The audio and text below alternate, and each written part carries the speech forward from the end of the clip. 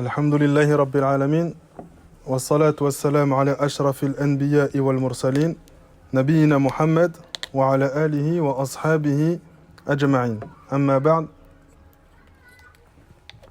Donc, dans le cours précédent, on a évoqué 3 règles. Donc la première règle, qui est en réalité la 19e qu'on a évoquée depuis le début de cette série de cours, c'est que nous devons croire en l'inexistence des attributs qu'Allah Azza wa Jalla a niés à son sujet. D'accord ? Tout en affirmant la perfection de son opposé.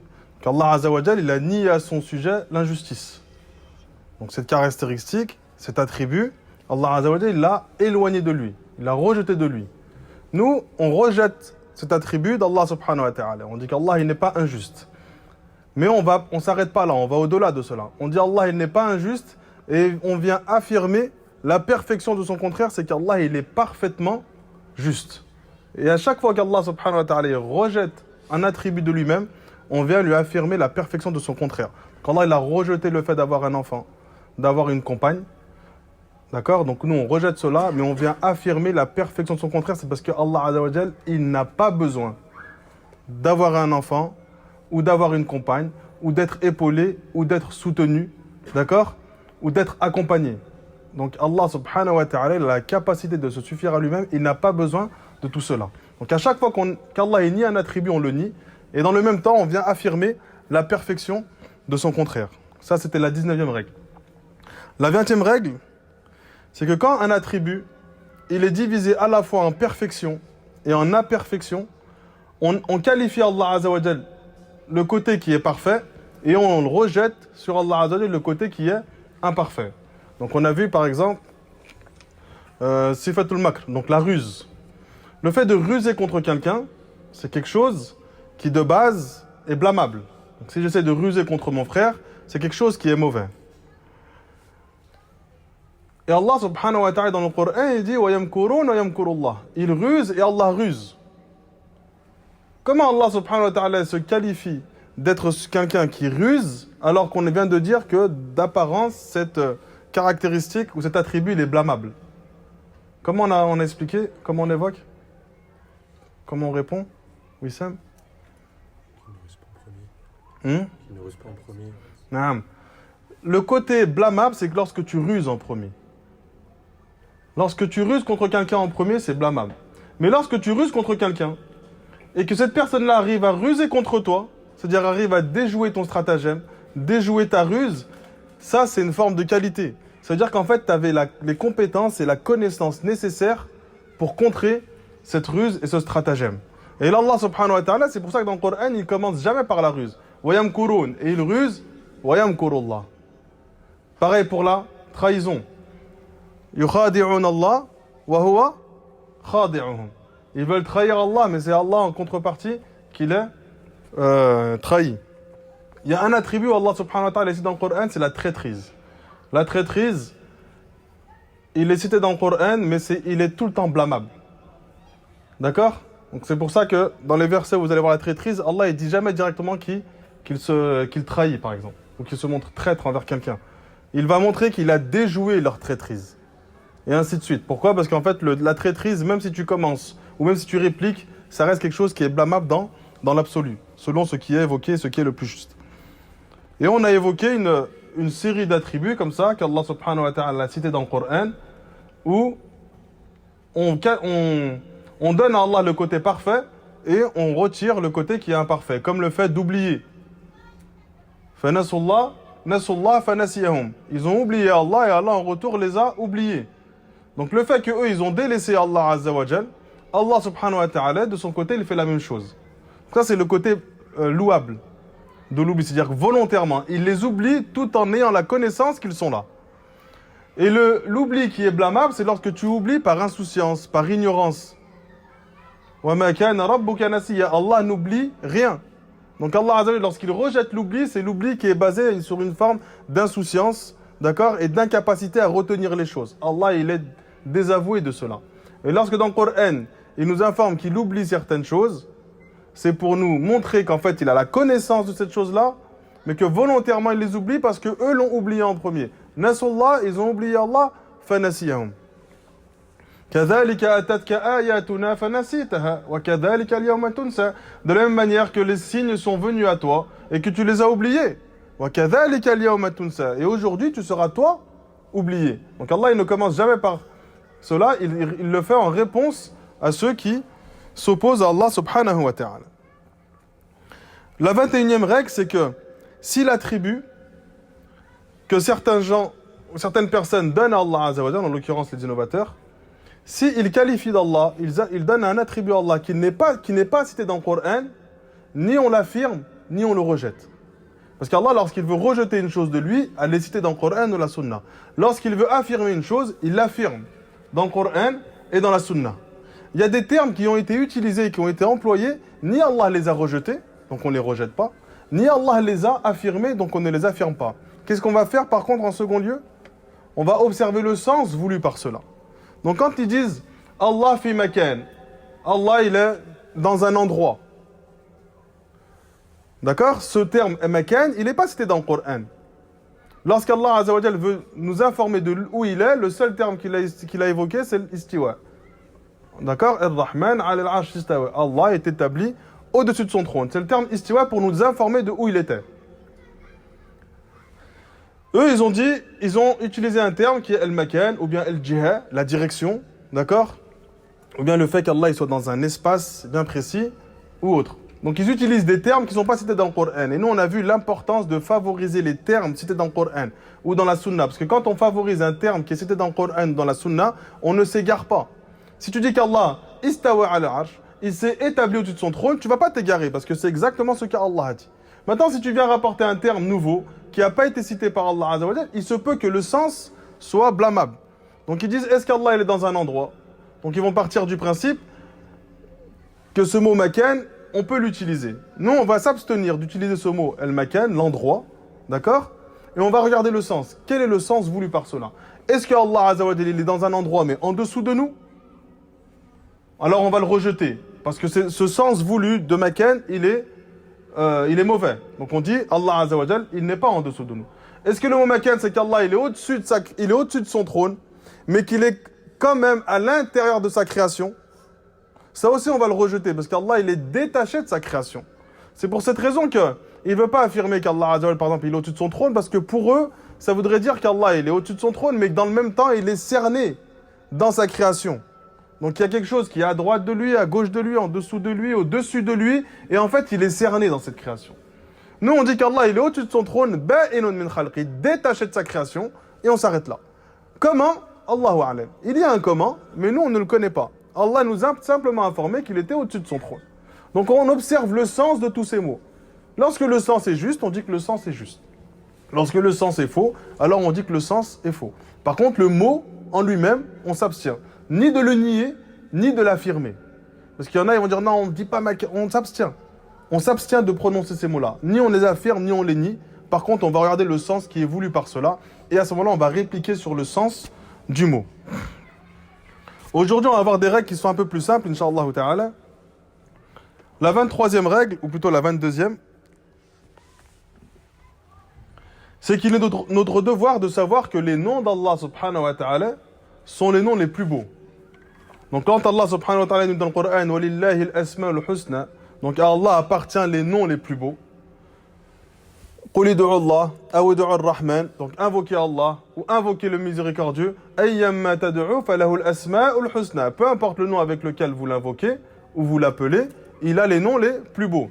Donc lorsqu'Allah subhanahu wa ta'ala dit dans le Coran qu'il a les noms les plus beaux, ça veut dire qu'il a les noms qui ont atteint le summum de la perfection.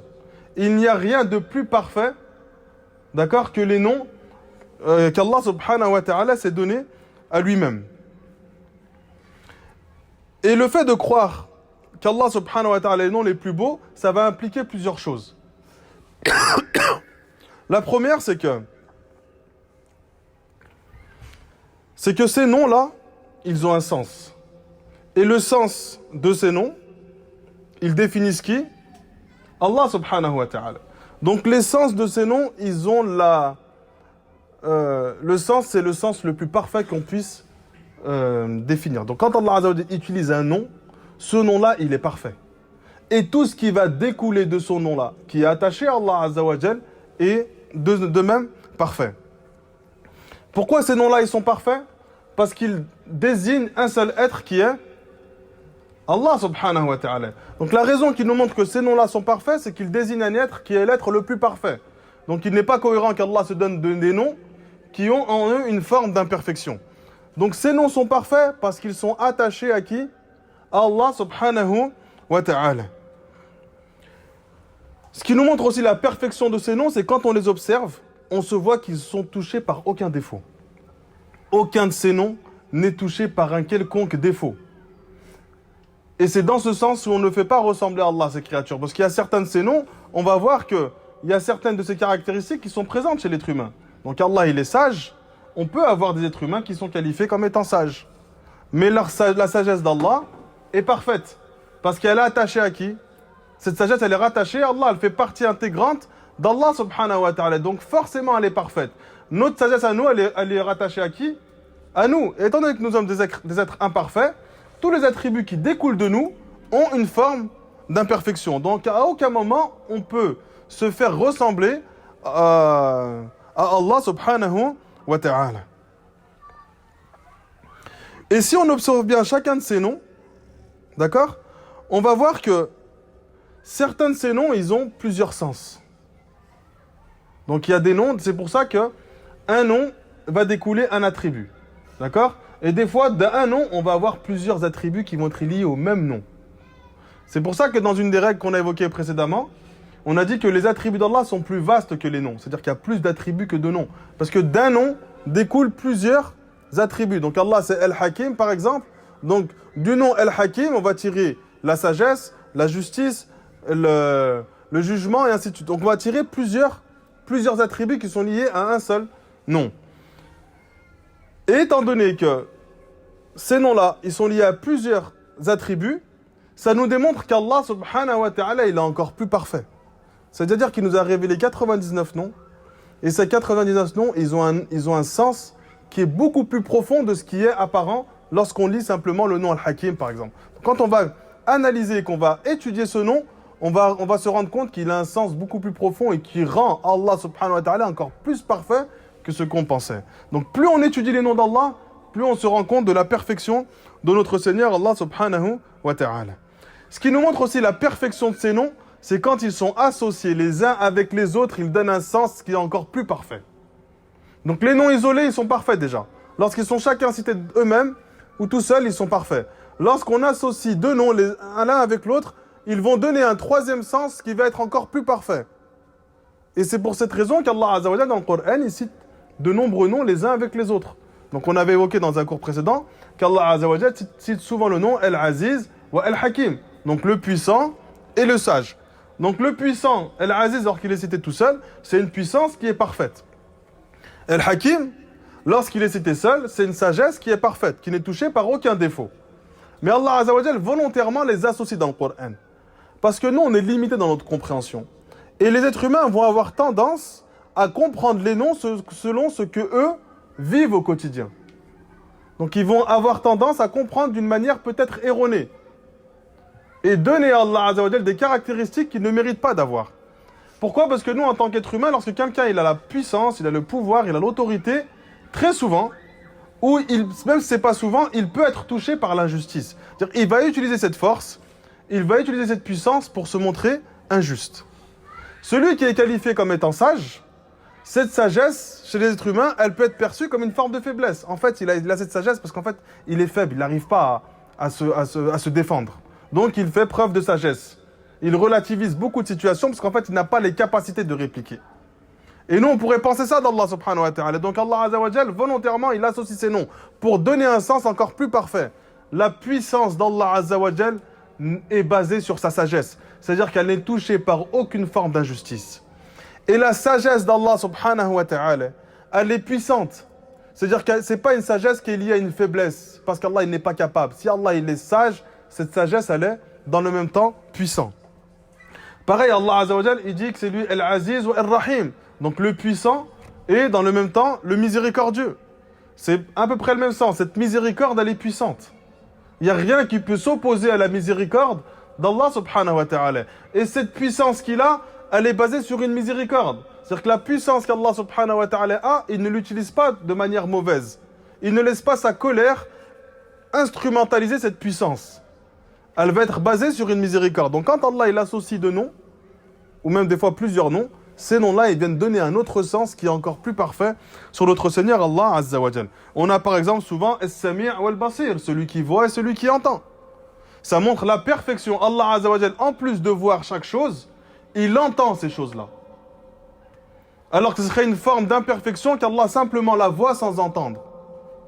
Donc Allah Azza wa Jal, il voit la fourmi noire dans la nuit noire, sur une pierre noire, et il voit même la nourriture qu'il a dans son estomac, et en plus de ça, il entend les pas de cette fourmi. Donc ça rend encore, vu qu'il associe ces deux noms, ça rend encore le sens plus parfait. Allah Azza wa Jal, il dit Afouan qadira. Allah Azza wa Jal, il est certes pardonneur et capable de tout. C'est-à-dire que le pardon d'Allah subhanahu wa ta'ala, il n'y a personne qui peut s'opposer. Elle est basée sur la capacité d'Allah Azza wa Jal de faire ce qu'il désire. Donc ce qui nous montre la perfection de ces noms-là, c'est déjà qu'ils ont un sens en eux-mêmes parfait, et quand on les associe, ils viennent donner un sens qui est encore plus grand et plus parfait. C'est pour ça quand on voit ceux qui rejettent les attributs d'Allah, tu te demandes comment ils font pour bien adorer Allah. Ils se privent d'un plaisir d'apprendre à connaître Allah que nous on a en fait. Même si des fois pour certains d'entre nous, elle ne pénètre pas réellement notre cœur, mais en fait il y a un plaisir à connaître toutes ces subtilités, tous ces noms et tous les attributs qui y sont liés, parce que tout cela va te permettre de mieux connaître Allah et de mieux adorer Allah et de mieux comprendre les subtilités de l'utilisation de ces noms ou de ces attributs dans le Coran ou dans la sunna de notre prophète Muhammad sallallahu alayhi wa sallam. Et lorsque tu regardes chacun de ces noms, tu vas t'apercevoir que tous ces noms, ils ne sont pas synonymes les uns les autres. Ils ont un point commun. Tous ces noms, ils ont un point commun, c'est qu'ils définissent qui ? Allah Azza wa Jal. Donc on dit qu'ils sont synonymes dans cette chose-là. Ils sont synonymes parce qu'ils définissent un seul être qui est Allah. Mais dans leur sens, ils ne sont pas synonymes. Même si deux fois le sens paraît similaire, il y a toujours une subtilité qui vient apporter à un nom une différence sur un autre. On a le sens, par exemple, le nom El-Alim. Donc Allah subhanahu wa ta'ala, c'est lui qui a la connaissance de toutes choses. D'accord ? On a le nom El-Khabir. C'est celui qui est parfaitement informé des choses. Donc El-Alim ou El-Khabir, on pourrait se dire que ça a le même sens. Sauf que El-Khabir, il est plus souvent utilisé pour dire qu'Allah Azza wa Jalla, il a la connaissance des choses qui sont le plus cachées possible. Donc quand Allah utilise le terme El-Khabir, c'est souvent pour définir une chose qui est cachée et qui est profondément cachée et que Allah subhanahu wa ta'ala connaît. Quand tu utilises le sens Alim, c'est un sens qui est plus vaste. Bien que dans le sens Alim, on y trouve également le sens El-Khabir. Mais Allah Azza wa Jalla, volontairement, il nous informe de cela. Allah nous dit dans le Coran, Ya'lamu sirra wa akhfa. Il connaît les secrets, même les plus cachés. Donc les Mufassirun ont dit, ou certains Mufassirun ont dit, Allah Azza wa Jalla connaît les secrets. Il dit, c'est quoi ces secrets ? C'est ce qu'il y a dans ton cœur, mais que ta langue n'a pas prononcé. C'est-à-dire que personne n'est au courant de ce qu'il y a dans ton cœur. Tu ne l'as prononcé, tu ne l'as évoqué à personne, Allah le sait. Wa akhfa. Et il connaît les secrets les plus cachés, c'est-à-dire qu'Allah, il sait ce qu'il y a dans ton cœur avant même que cette chose arrive à ton cœur. Donc même toi, tu n'es pas encore au courant que cette chose va arriver à ton cœur, Allah, il le sait déjà. Donc tous ces noms, qui sont basés sur la connaissance d'Allah Azza wa Jal, lorsqu'on les prend séparément, on se rend compte qu'il y a une subtilité, un supplément d'information, et qu'ils ne sont pas en réalité synonymes. En fait, Allah Azza wa Jal il nous a révélé 99 noms, parce qu'on est dans le besoin de connaître Allah subhanahu wa ta'ala. Il y a un nom qui englobe l'ensemble de tous les autres. C'est lequel ? Le nom Allah. Allah, il aurait pu nous révéler ce nom-là, Allah, et les savants auraient pu en déduire de nombreux attributs qui sont liés aux autres noms. Mais Allah Azza wa Jalla, volontairement, il a multiplié cette connaissance ou cette information. Il nous a révélé 99 noms, parce qu'on est dans le grand besoin de connaître notre Seigneur, Allah subhanahu wa ta'ala. Et on avait évoqué dans des cours précédents, plus tu es dans le besoin d'une chose, plus Allah la donne. Plus l'être humain est dans le besoin d'une chose, plus Allah la donne à cet être humain. Donc Allah Azza wa Jalla, depuis la création des cieux et de la terre, l'être humain est constamment dans le besoin d'oxygène pour vivre. Allah Azza wa Jal, étant donné que c'est un besoin pour l'être humain, il fait en sorte que sur Terre, il y a toujours de l'oxygène, sans qu'on ne fournisse aucun effort. Et sur Terre, l'être humain est dans le besoin de nourriture. Eh bien, Allah subhanahu wa ta'ala, il fait en sorte que sur Terre, il y a suffisamment de nourriture pour chaque être humain.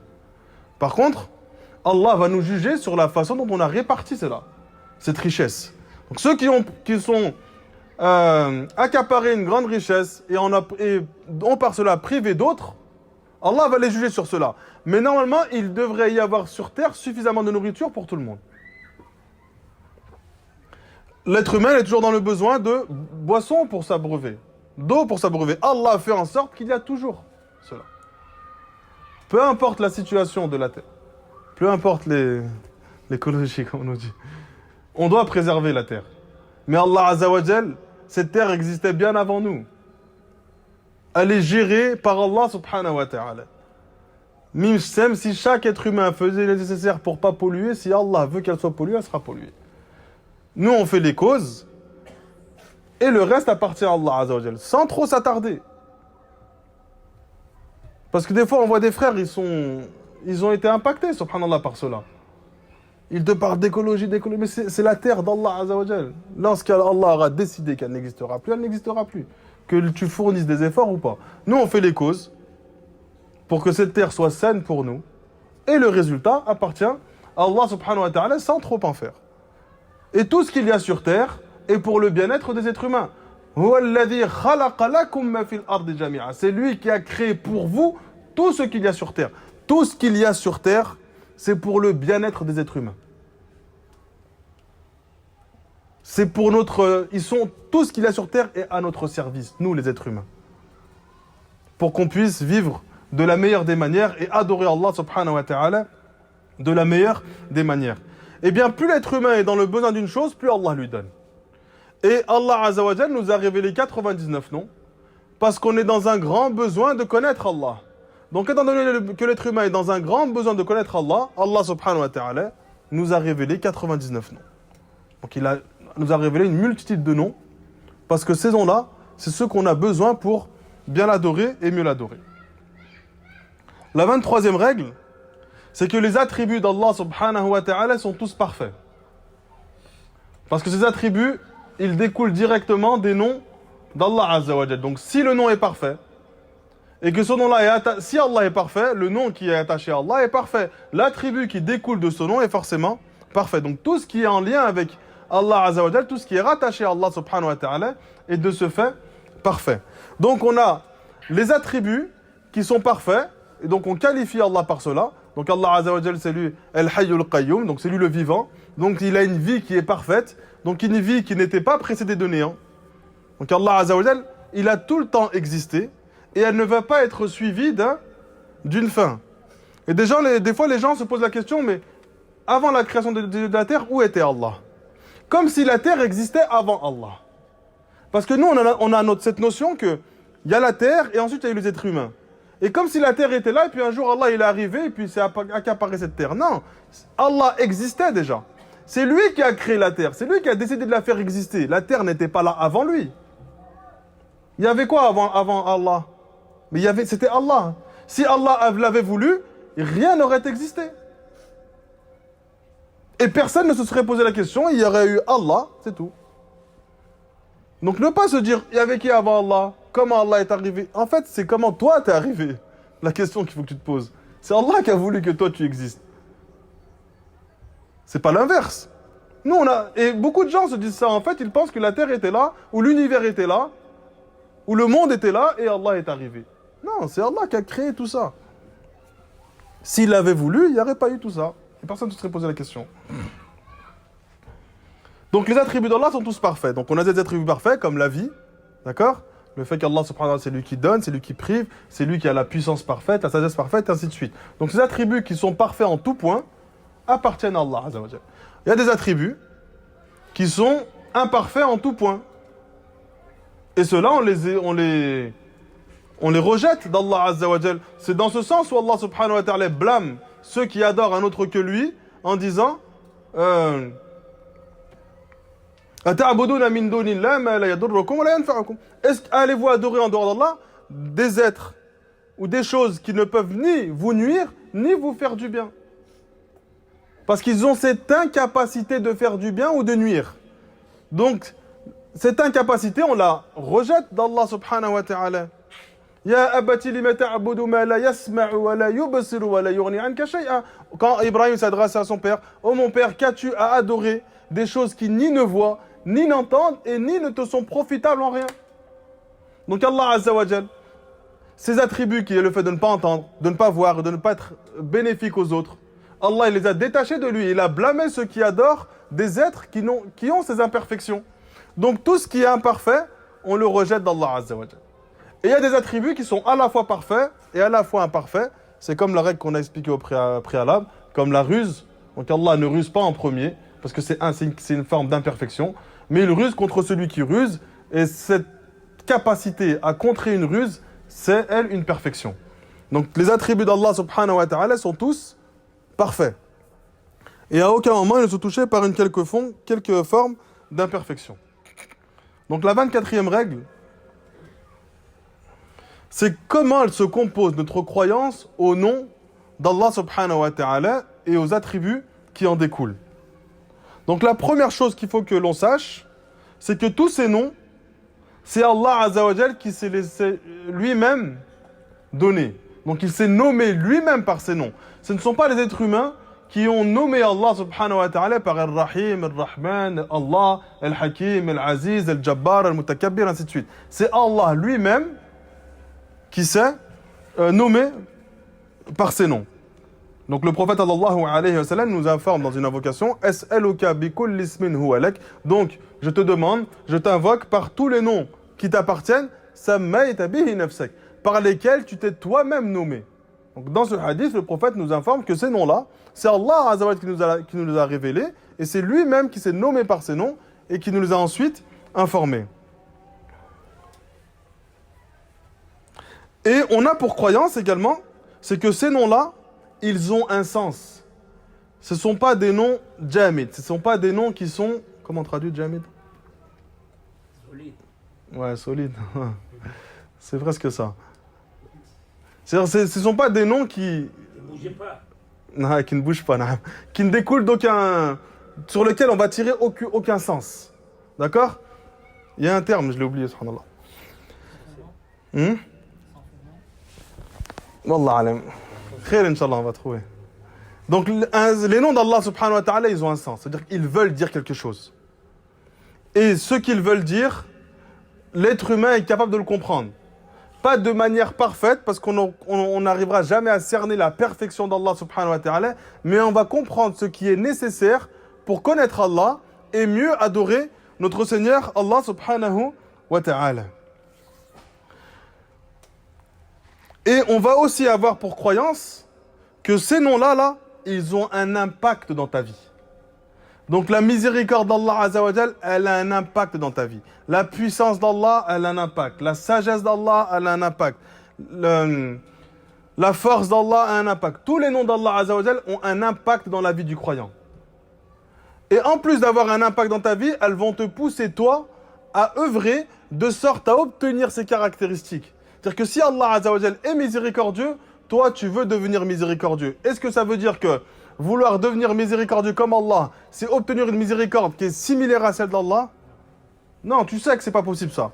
Mais avoir cette caractéristique, cette qualité, c'est qu'Allah il est sage, tu veux devenir sage. Allah il est puissant, et le croyant qui est puissant, il est plus aimé auprès d'Allah Azza wa Jal que le croyant qui est faible dans sa foi. Et donc à chaque fois, tu vas vouloir mettre en pratique l'impact de ces noms dans ta vie.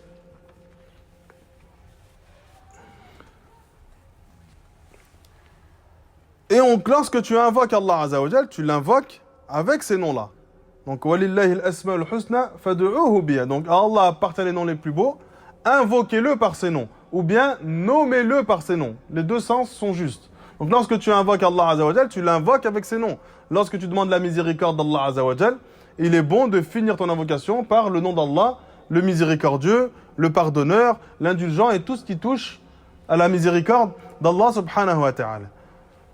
Donc à chaque fois que tu invoques Allah Azza wa Jal, il est bon de finir, et il fait partie du bon comportement dans les invocations, de finir avec un des noms qui est lié avec l'invocation que tu es en train de faire.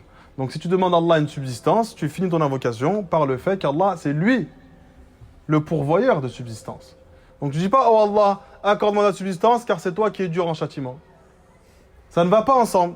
Donc tu finis ton invocation avec un nom ou un attribut qui est lié avec l'invocation que tu es en train de faire. Et ça, c'est une chose qui nous est demandée par Allah et également par notre prophète Muhammad sallallahu alayhi wa sallam. Donc c'est de cette manière-là que se compose notre croyance au nom de notre Seigneur Allah subhanahu wa ta'ala. La 25e règle, c'est que Allah Azza wa Jal nous a révélé 99 noms. Cela ne veut pas dire qu'il n'en possède que 99. Donc ça, c'est des règles qui sont connues. Qu'Allah possède plus que 99 noms, mais ce que nous, on connaît, ce qu'Allah Azza wa Jal a décidé de nous révéler, ce sont ceux que nous avons besoin pour mieux l'adorer. Mais il en a gardé d'autres auprès de lui qu'il ne nous a pas révélés. Et que le prophète sallallahu alayhi wa sallam en aura l'information le jour du jugement. La preuve de cela, c'est que le prophète alayhi salatu wa sallam nous a enseigné une invocation où il dit « As'aluka bi kulli ismin huwa lak » Donc je t'invoque, je te demande par chaque nom que tu possèdes. « Sammayta bihi nafsak » par lesquels tu t'es toi-même nommé. « Aw anzaltahu fi kitabik » ou bien que tu as fait descendre et que tu as révélé dans ton livre. « Aw 'allamtahu ahadan min khalqik » ou bien à qui tu as enseigné un être parmi tes créatures. « Aw ista'tharta bihi fi 'ilmi al-ghayb 'indak » ou bien je t'invoque avec les noms que tu as gardés, cachés auprès de toi. Donc cela nous informe qu'Allah Azza wa Jalla, il a des noms qu'il a gardés, cachés auprès de lui. Un autre hadith qui nous informe et qui nous montre cela, c'est que lorsque on va se retrouver l'homme al-Qiyamah, et vous connaissez le hadith où la communauté va aller voir le prophète Adam alayhi salam, et ensuite il va aller de prophète en prophète, jusqu'à ce qu'on arrive au prophète Muhammad sallallahu alayhi wa sallam. Le prophète va se diriger vers le trône d'Allah, se prosterner, invoquer Allah, et il va dire « Aftahu bima hamida la uhsinuha al-an » Je vais commencer mes invocations par des louanges que je ne connais pas encore. Et on sait que lorsqu'on commence les invocations, on le commence en louant Allah Azza wa Jal par ses noms et par ses attributs.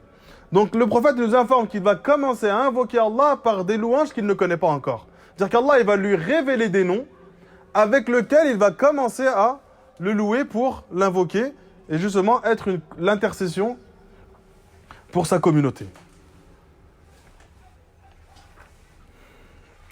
L'autre règle qu'on va évoquer,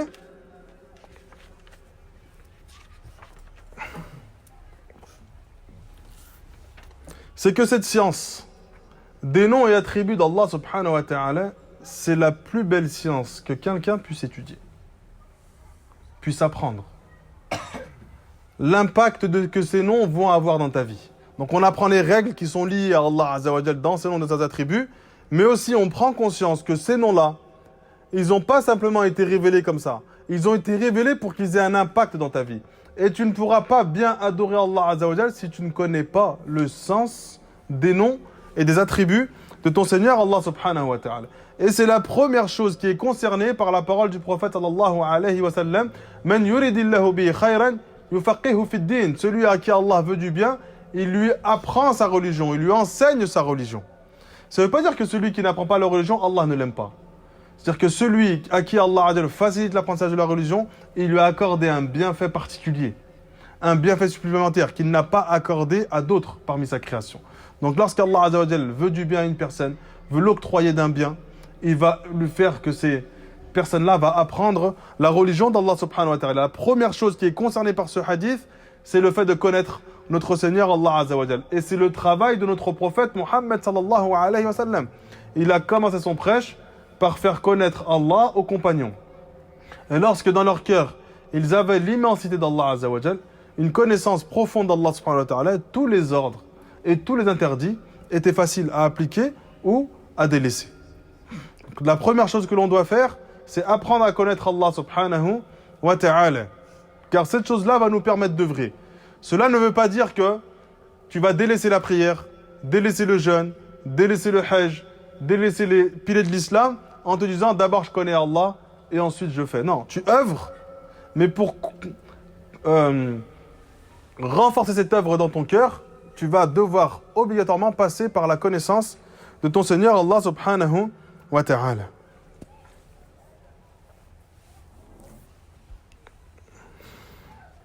L'imam Ibn Qayyim rahimahullah ta'ala nous dit: celui qui veut élever bien haut son édifice, il doit au préalable s'assurer qu'il monte son édifice sur des bases et des fondations qui sont solides. Et il a dit parce que cet édifice que tu vas monter, ce sont tes œuvres pieuses. Donc plus tu montes ton édifice, plus cela montre que tu fais des œuvres pieuses. Mais les bases solides qui vont te permettre d'œuvrer et d'élever cet édifice, c'est une croyance saine sur Allah subhanahu wa ta'ala. Un tawhid parfait qui te permet de te montrer sincère dans tes œuvres pour Allah subhanahu wa ta'ala. Et une connaissance parfaite, une bonne connaissance des noms et attributs d'Allah azza wa jalla et de ce qu'ils impliquent dans ta vie. Ça, ce sont les fondations de ton édifice. Et si tu n'as pas ces fondations, il se peut que tu œuvres, et en fait, tout ton édifice, c'est un château de cartes, parce que tu œuvres sans de fondations solides. Tu commences à te forcer à faire beaucoup d'adorations, et puis la moindre épreuve dans ta vie te fait délaisser toutes ces adorations. Parce que tu n'as pas fait en sorte de mettre des fondations solides. Et les fondations solides, c'est une foi ferme, un tawhid parfait et une bonne connaissance de notre Seigneur Allah subhanahu wa ta'ala. Allah azza wa jalla nous dit: Afaman assasa bunyanahu ala taqwa min Allah wa ridwan khayrun amman assasa bunyanahu ala shafa jurufin harin fanhara bihi fi nari jahannam. Lequel est meilleur? Lequel vaut mieux? Celui qui a fondé son édifice sur la piété et l'agrément d'Allah, ou celui qui a fondé son édifice sur les bords d'un précipice prêt à s'écrouler en l'emportant dans le feu de l'enfer? Donc tu fondes ton édifice sur des bases saines. Une foi en Allah azza wa jalla qui est forte, un tawhid qui est parfait, qui est solide, et une bonne connaissance d'Allah subhanahu wa ta'ala de par ses noms et de ses attributs.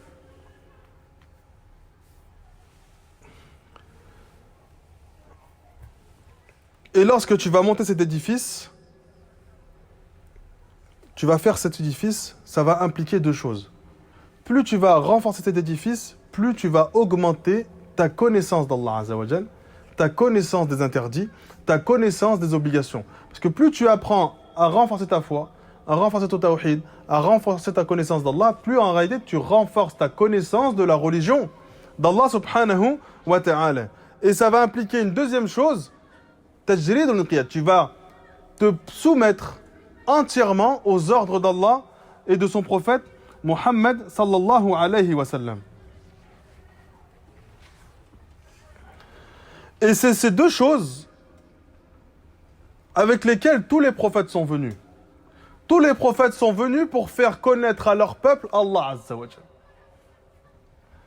jalla. En deuxième temps, après qu'ils aient connu Allah azza wa jalla, se soumettre à ses ordres et à ses interdits. Donc ils viennent pour faire connaître Allah azza wa jalla. Donc il va mettre des bases solides. Et ensuite, ça va impliquer le fait qu'ils soient soumis à Allah azza wa jalla. Tous les prophètes sont venus avec cette caractéristique. Et les prophètes, le but de leur envoi, le but de leur message est de nous apprendre.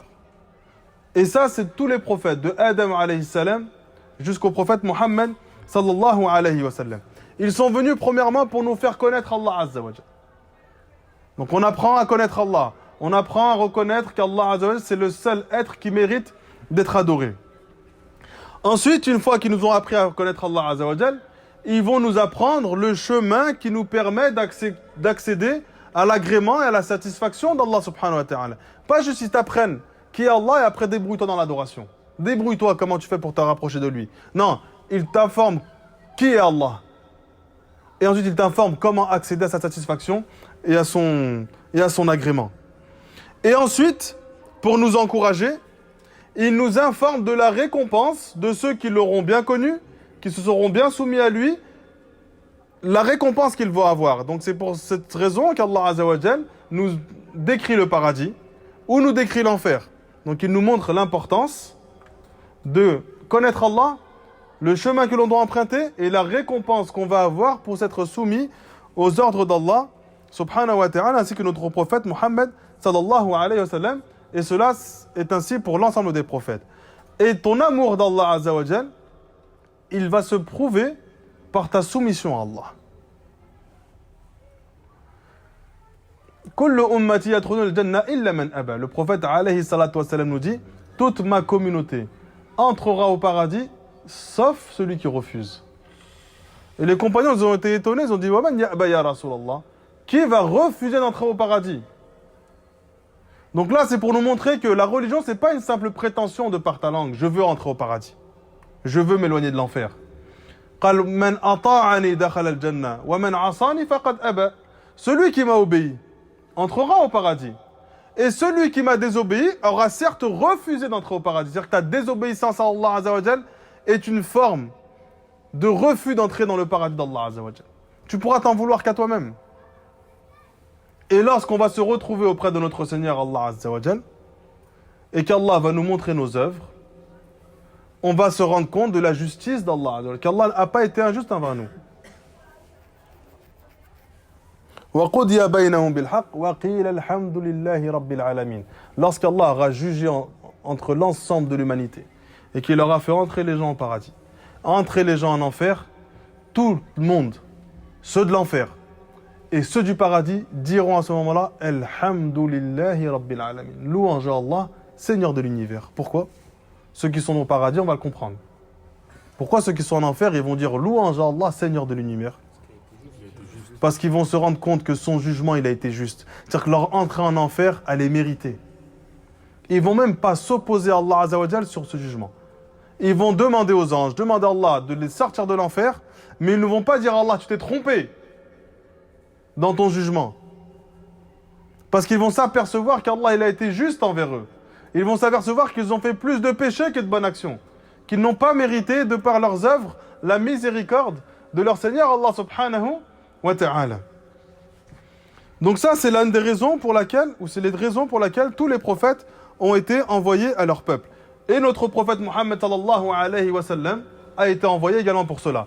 L'imam Ibn Qayyim rahimallahu ta'ala nous dit فَعَرَّفَ النَّاسَ رَبَّهُمْ. Il a fait connaître leur Seigneur aux gens. Donc il a fait connaître aux gens, afwan, leur Seigneur. وَمَعْبُودَهُمْ. Et celui qui doit véritablement être adoré. غَايَةَ مَا يُمْكِنُ أَن تَنَالُهُ قَوَاهُ مِنَ الْمَعْرِفَةِ. Il l'a fait de manière la plus poussée possible. Et de manière à ce que leur raison puisse comprendre. Donc il n'a pas utilisé des termes ou des choses qui sont incompréhensibles pour les compagnons.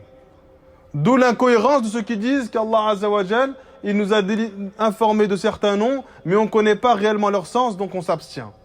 Ou bien les attributs, on ne connaît pas réellement leur sens, donc on les rejette. Le prophète s'est exprimé à ses compagnons avec des termes que eux connaissaient, que leur raison était capable d'assimiler. Parce qu'ils avaient besoin de connaître Allah subhanahu wa ta'ala. Wa abda wa a'ad. Il a commencé par cela et il a continué perpétuellement sur cela. Wa ikhtasara wa atnaba fi dhikri asma'ihi wa sifatihi wa af'alihi. Et il a résumé son discours, ou des fois il a allongé, c'est-à-dire qu'il a détaillé son discours pour informer Allah Azza wa Jal dans ses noms, dans ses attributs ou dans ses actes. حتى تجلت معرفته سبحانه وتعالى في قلوب عباد المؤمنين, jusqu'à ce que apparaisse dans leur cœur une connaissance parfaite d'Allah subhanahu wa ta'ala, وانجابت سحائب الشك والريب عنها, et que se dissipent les nuages du doute et de l'incertitude de leur cœur, كما ينجاب السحاب عن القمر ليلة إبداره, de la même manière que les nuages se dissipent devant la pleine lune.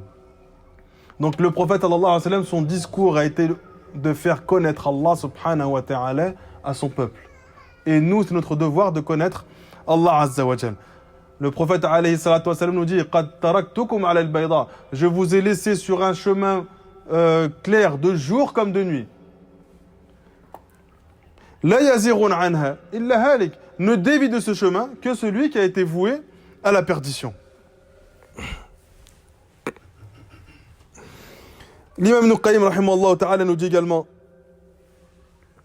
la véritable vie de l'être humain réside dans la vie de son cœur et de son âme. ولا حياة لقلبه إلا بمعرفة فاطره ومحبته. Et le cœur ne vit pas véritablement tant qu'il ne connaît pas parfaitement son Créateur, qu'il ne l'aime pas parfaitement et qu'il n'est pas totalement soumis à l'adoration d'Allah subhanahu wa ta'ala. Parce que de par cela, il va connaître une quiétude, une sérénité et un apaisement dans son cœur qu'il ne pourra connaître d'aucune autre manière. Donc peu importe ce que tu mets dans ton cœur, cette chose-là ne t'apportera pas sur le long terme un repos. La seule chose qui va te porter sur un long terme un repos, c'est-à-dire dans tes moments de bonheur et dans tes moments de malheur, c'est une bonne connaissance de ton Seigneur, Allah subhanahu wa ta'ala. Et il dit, il n'y a rien de ce bas monde qui peut remplacer la véritable vie de ce cœur qui est rempli de connaissances d'Allah subhanahu wa ta'ala. Il dit car toute chose peut être remplacée. Mais la seule chose que tu ne pourras jamais remplacer, c'est une connaissance d'Allah Azza wa Jal. Il n'y a rien qui pourra prendre dans ton cœur la place du plaisir et du bonheur et de la sérénité, de l'apaisement que tu vas avoir lorsque tu vas connaître ton Seigneur Allah subhanahu wa ta'ala. Certains salafs disaient Masakin ahl ad-dunya. Malheureux sont les gens de ce bas monde. Kharaju minha wa ma dhaqu atyaba ma fiha. Ils sont sortis de ce bas monde sans avoir goûté aux bienfaits de ce bas monde. Donc malheureux ceux qui vivent que pour obtenir des bienfaits de ce bas monde. Parce qu'ils sont sortis de ce bas monde sans avoir goûté la meilleure des choses. C'est-à-dire qu'ils ont couru après ce bas monde pour obtenir tous ces bienfaits qui va réjouir leur cœur. Mais il y avait une chose qui pouvait réjouir leur cœur bien au-dessus de cela et ils ne l'ont pas eu. On l'a demandé à ces élèves, quelle est la meilleure, qui est plus plaisant que tout ce qu'il y a dans ce bas monde? La connaissance d'Allah subhanahu wa ta'ala. Donc le fait de connaître Allah Azza wa Jal va impliquer le fait que ton cœur va connaître un bonheur qu'il ne peut pas connaître avec la connaissance de toute autre chose en dehors de notre Seigneur Allah Azza wa Jal.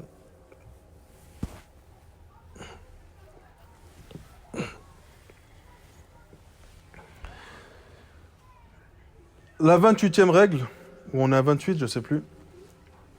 Il faut regarder, Inch'Allah, après. 27 27e règle. Allah Azza wa Jal t'ordonne de le connaître de par ses noms et attributs. C'est un ordre d'Allah. Lorsque Allah t'ordonne une chose, comment cela peut être cohérent qu'Allah t'ordonne une chose qui a en réalité pas de sens, ou qui ne peut pas être compris par les êtres humains, ou qui ne peut pas être cerné par les êtres humains.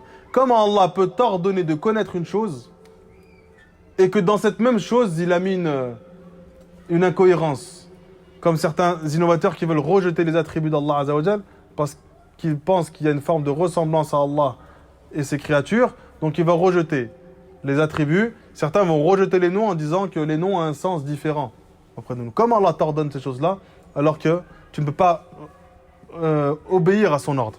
Allah Azza wa Jal dit dans le Coran, i'lamu anna Allah azizun hakim. Sachez qu'Allah est puissant et sage. C'est un ordre d'Allah Azza wa Jal. Wa'lamu anna Allah bikulli shay'in alim. Et sachez qu'Allah a la connaissance de toutes choses. Wa'lamu anna Allah bima ta'maluna basir. Et sachez qu'Allah voit parfaitement l'ensemble de choses que vous faites. Wa'lamu anna Allah ghafurun halim. Sachez qu'Allah est pardonneur et indulgent. Wa'lamu anna Allah sami'un alim. Sachez qu'Allah entend tout et a la connaissance de toutes choses. Donc dans le Coran, on a de nombreux versets où Allah Azza wa Jalla nous ordonne de le connaître de par ses noms et de par ses attributs. Et de tous ces versets qu'Allah cite dans le Coran, on va tirer plusieurs enseignements, ou plutôt deux principaux enseignements. Le premier, c'est que lorsqu'Allah Azza wa Jalla nous ordonne une chose, dans le Coran ou dans la Sunna, cette chose devient obligatoire. Sauf s'il y a un texte qui vient nous montrer que c'est pas obligatoire, mais que c'est méritoire. Donc à chaque fois, ça c'est une règle, à chaque fois qu'Allah ordonne une chose, cette chose devient obligatoire.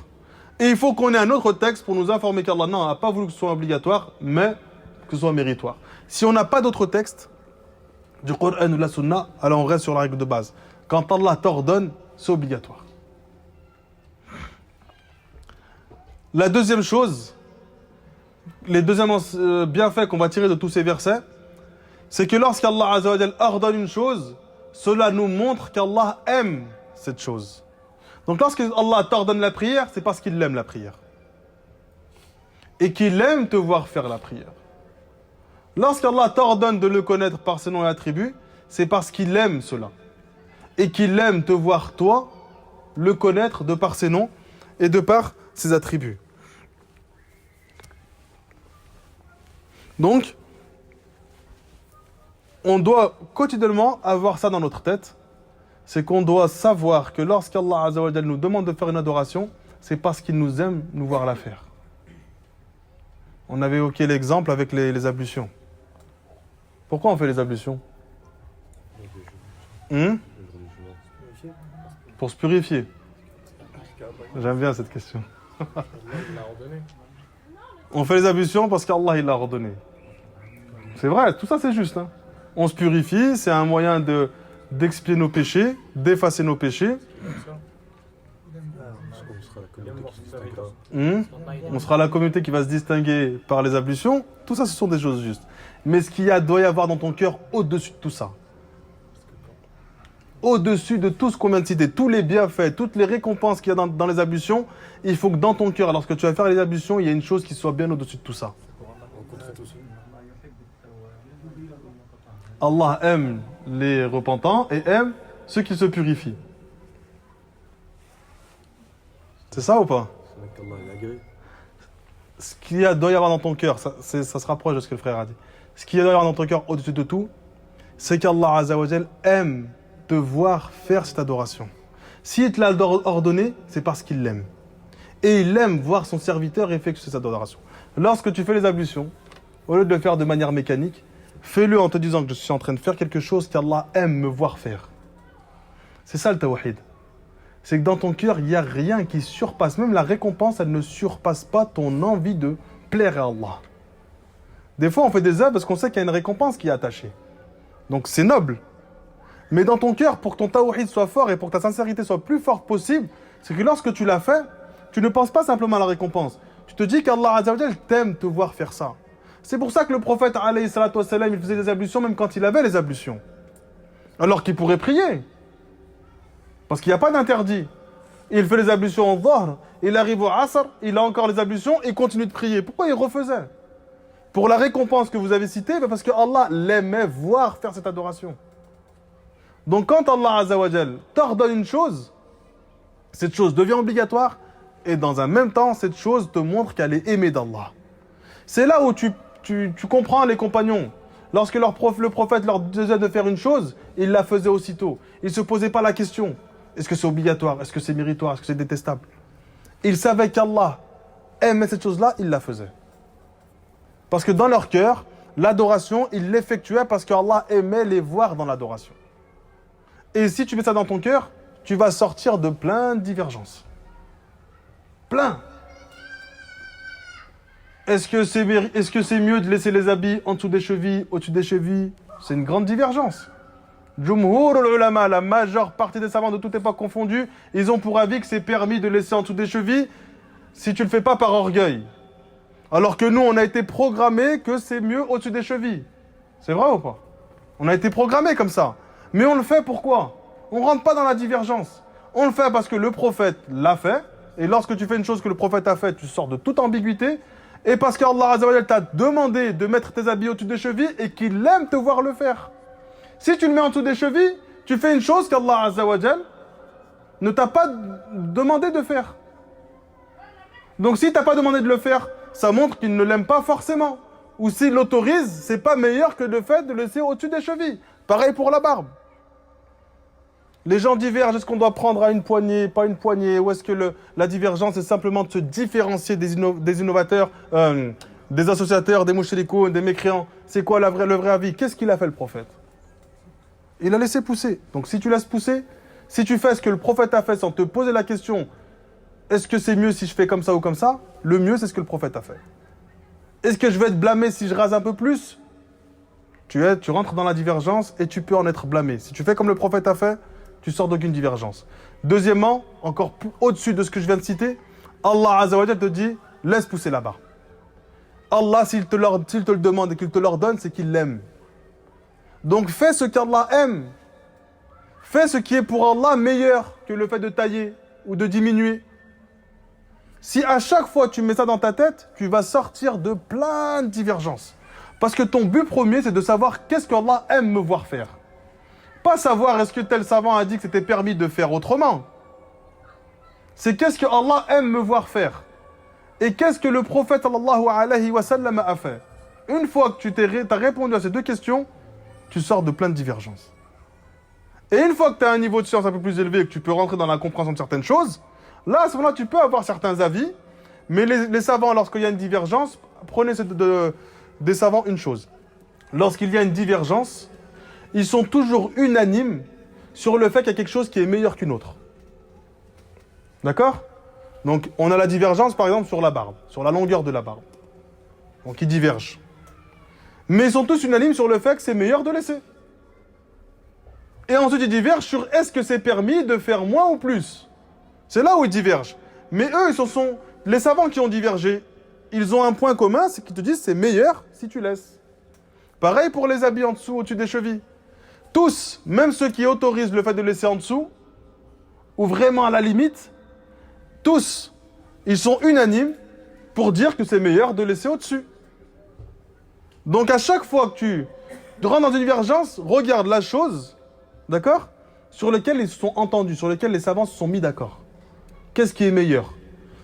Comme ça, tu sors de toute ambiguïté.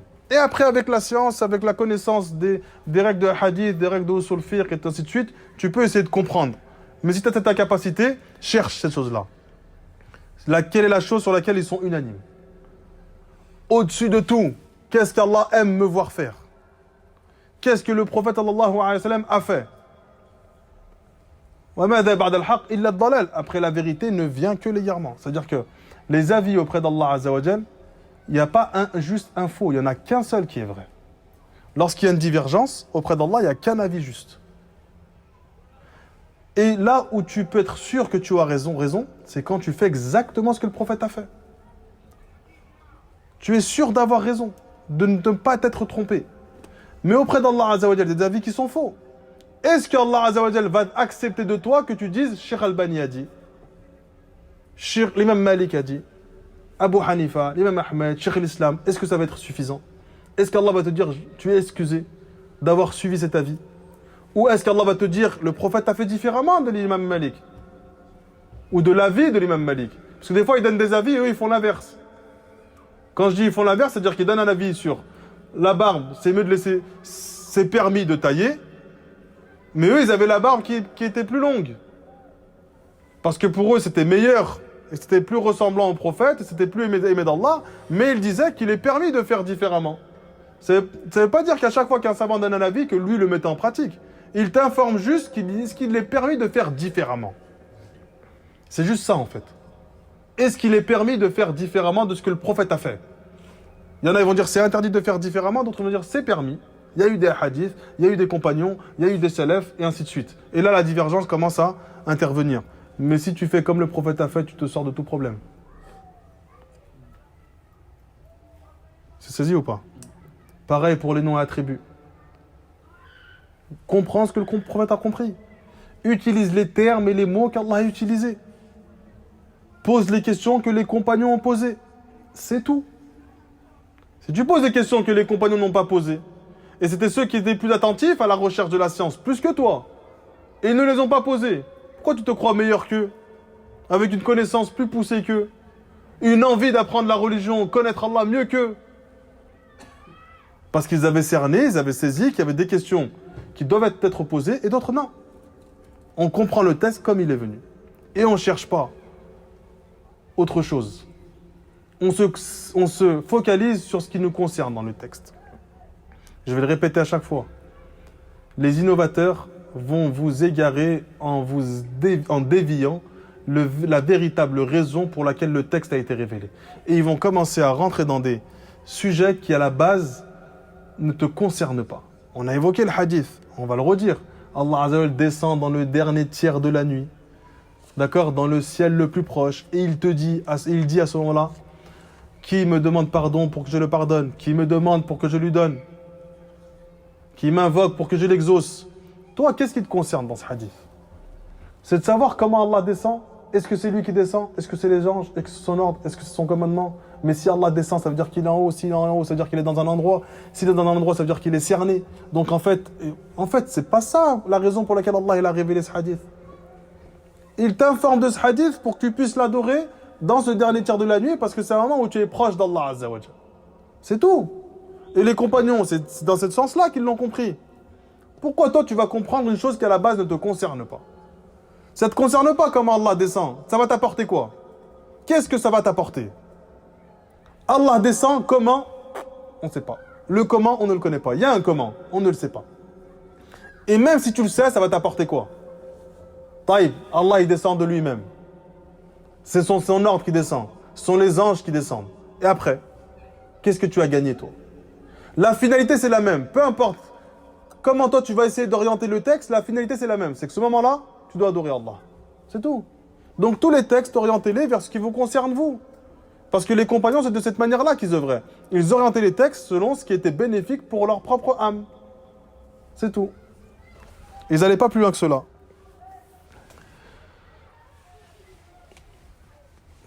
Je sais plus où on en est. 27. La connaissance d'Allah Azza wa Jal, c'est la raison principale pour laquelle on a été créé. Tu as été créé pour connaître Allah. Allah nous dit dans le Coran, Allahu alladhi khalaqa sab'a samawat wa min al-ardi mithlahun. Allah est celui qui a créé 7 cieux et qui en a fait de même de la terre, qui a créé cette terre. Yatanazzalu al-amru baynahun, et qui fait descendre son commandement entre ces deux choses. Pourquoi? Lita'alamu, afin que vous sachiez, anna Allah ala kulli shay'in qadir, qu'Allah est capable de toutes choses. Wa anna Allah ahata bi kulli shay'in ilma, et qu'Allah a englobé toutes choses de son savoir. Donc Allah il t'informe qu'il a créé les cieux et la terre, et que le commandement lui appartient dans tout ce qu'il y a entre les cieux et la terre pour une raison, que tu saches. Et qu'est-ce qu'il a cité derrière?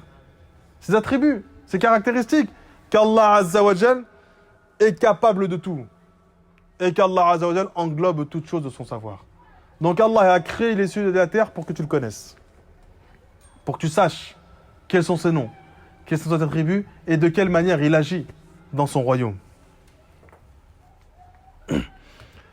Parce que lorsque tu vas connaître Allah Azza wa Jal, cette connaissance, elle va ouvrir dans ton cœur de nombreuses adorations.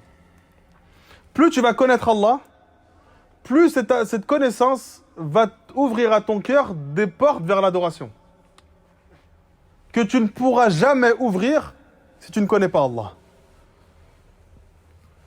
Si tu apprends à connaître Allah, que c'est lui le miséricordieux, le pardonneur, l'indulgent, ça va ouvrir dans ton cœur une adoration, qui est l'espoir.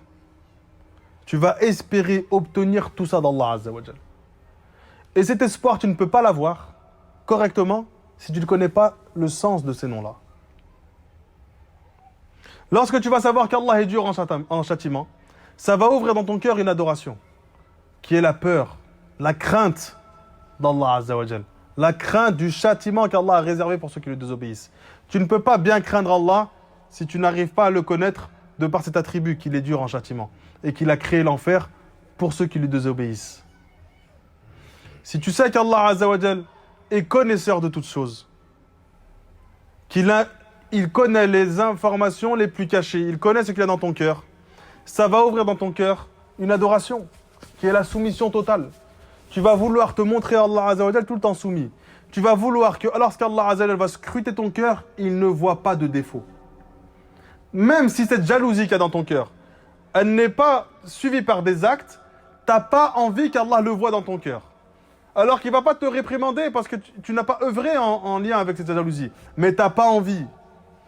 Tu vas vouloir chasser cette jalousie de ton cœur parce que si Allah regarde ton cœur, il va voir cette jalousie. Tu es orgueilleux, tu renfermes cet orgueil dans ton cœur, tu fais en sorte qu'il n'a pas d'impact dans ta vie, mais il est présent. Mais tu n'as pas envie que lorsqu'Allah regarde ton cœur, il voit cet orgueil. Ça, tu ne le veux pas. Alors qu'il ne va même pas t'en blâmer. Tu ne vas même pas être réprimandé pour cela. Mais tu n'as pas envie. Parce que ta connaissance d'Allah Azza wa Jal fait que ton cœur va s'ouvrir à de nombreuses adorations. Et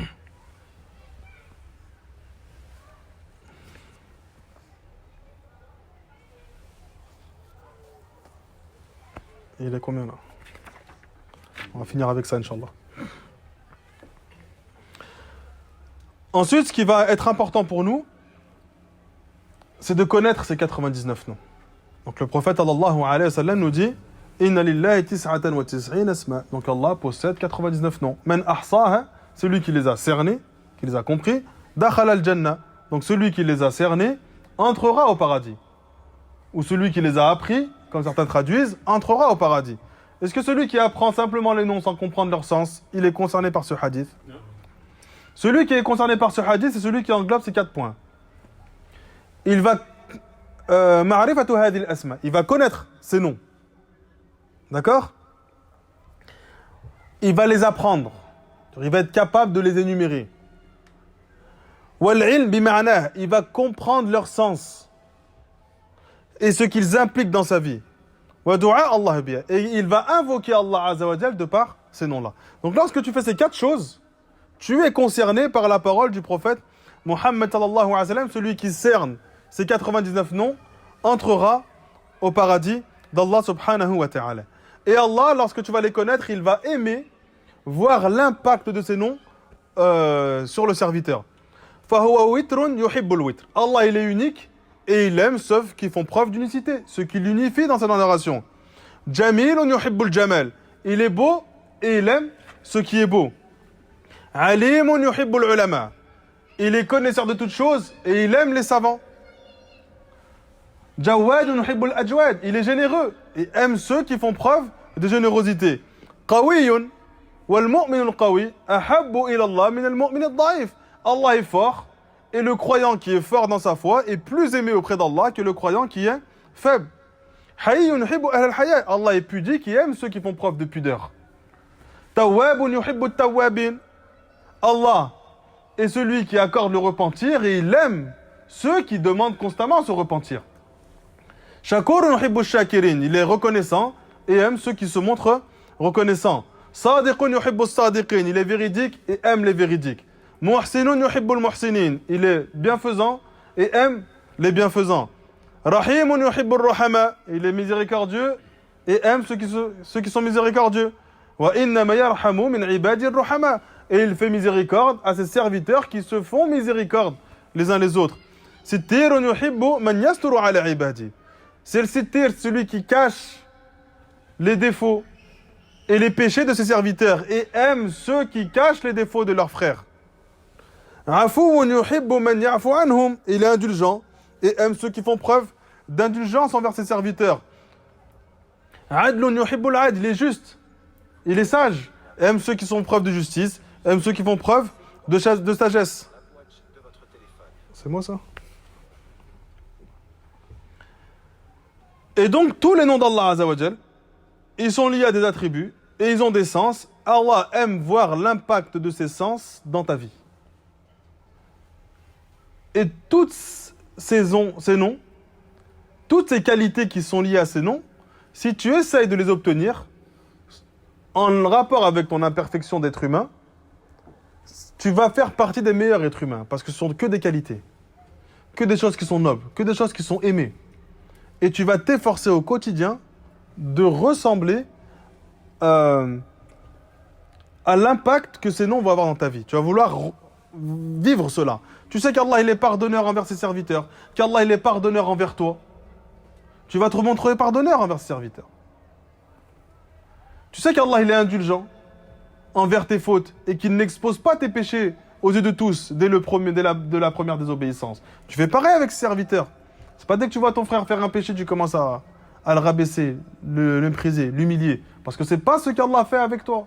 C'est pas ce qu'Allah fait avec ses créatures. Donc tu vas faire en sorte d'acquérir ces qualités pour faire partie du meilleur des croyants. Et les gens, lorsque tu leur dis ça, ils disent oui, mais vous faites ressembler à Allah, à ses créatures. Vous voulez ressembler à Allah. On ne cherche pas à ressembler dans la perfection d'Allah Azza wa Jal.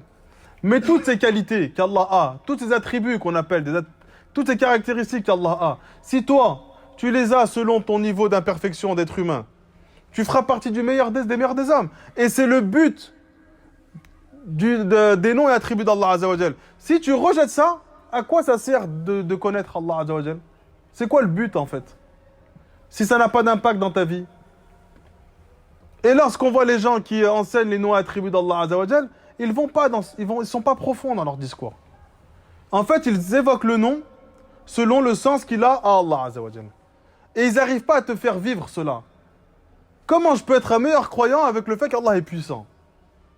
Allez, réponds-moi. Comment tu peux être un meilleur croyant alors qu'Allah est fort?